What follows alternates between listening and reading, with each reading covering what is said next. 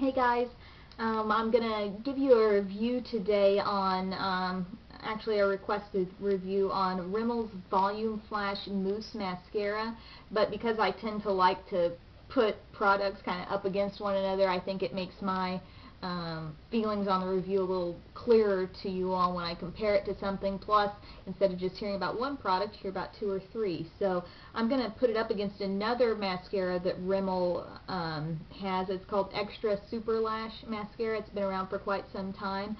The price difference here, this is going to cost you, the Volume Flash Mousse is around $6, and this Extra Super Lash is less than $2. Okay, so there's the difference there.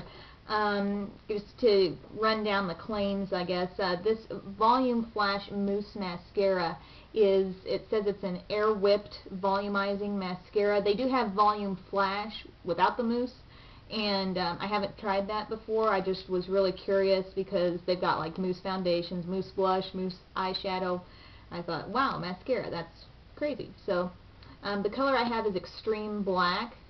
Here's a look at the brush you're going to get. Kind of a traditional volumizing mascara type of brush.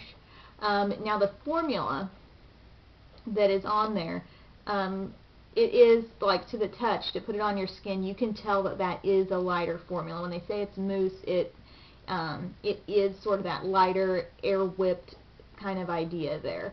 As far as this other mascara, it's Extra Super Lash. It's just it says builds a natural to dramatic look, super lash separation, suitable for sensitive eyes. This product can really be as much as you want it to be. If you want to put several coats on, you're going to get big lashes. If you want one coat, it's going to be a little more natural. Now, I don't know how well you can tell, but at the tip of this mascara wand, it's a little bit smaller, and then it gets a little wider out towards the end, and I really like that because you can get in very nicely to your smaller lashes, shorter lashes on the inside towards your nose. So what do I think about these? Well, the concept of a lighter weight mascara sounds like a good thing. If you're going to put it on, if you're going to curl your eyelashes, logically you would think, well, if this is lighter, it's going to maybe hold that curl, not weigh them down, not straighten them back out again. So I thought that was a really neat concept, and I can tell when I put this on, this Volume Flash Mousse, when I put it on, it is lighter. Even after a few coats, it's still lighter, but it doesn't necessarily build on itself in the greatest way. You know how sometimes you put on one coat of something and it looks alright, you put on a second coat because you want a little more volume, and you get a funky end sort of thing going on. This doesn't give you an immediate funky end, if you know what I mean. You know, those little like microfibers that are almost not, you know, following along with the curve of the lash. They're like sticking off in the wrong direction. But as this wears, I have had some issues noticing that later on.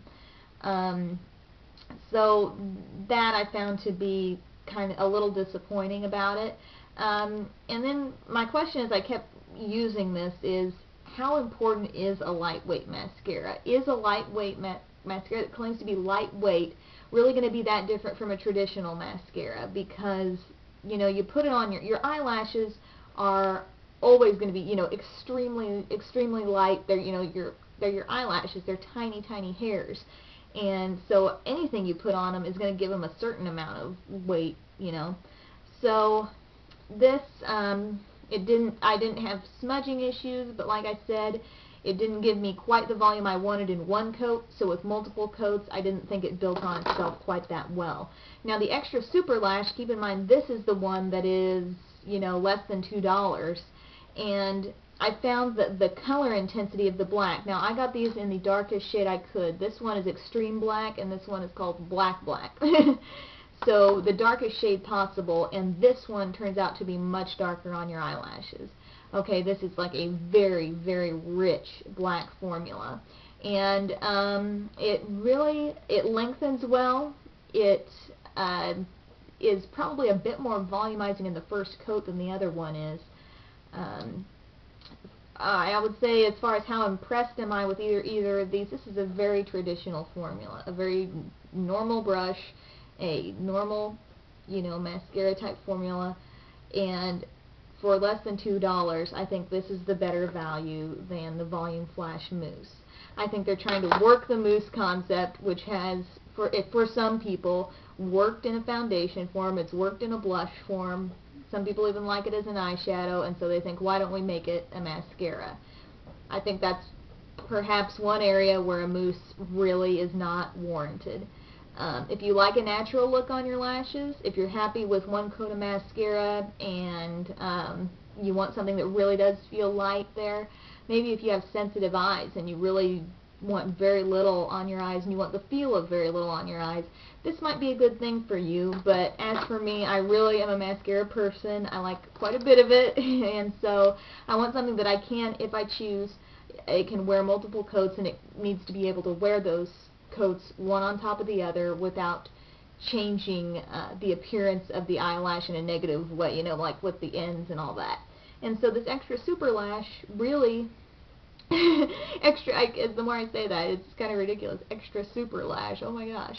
But it's good. It really is buildable as the product claims to be. Built a natural to dramatic look, and I would say that's very correct there. It wears a long time. I haven't had issues with this smudging late in the day. Granted, I'm not like a rock climber for my profession, so I don't necessarily put it through the worst test, I guess, but I am out in the elements throughout the day, sometimes in the office, sometimes out doing a story or something, and I think I've given them both a pretty fair test. And like I said, it just kind of depends on what you want and what you personally like. If you're a volume person and having a weightless mascara doesn't really matter to you, go for something a little more heavy duty on that side. But if you do like something light, you might like the Volume Flash. So let me know if you've tried either of these. I'd love to hear if my views are the same as yours or vice versa. So I hope you have a great day.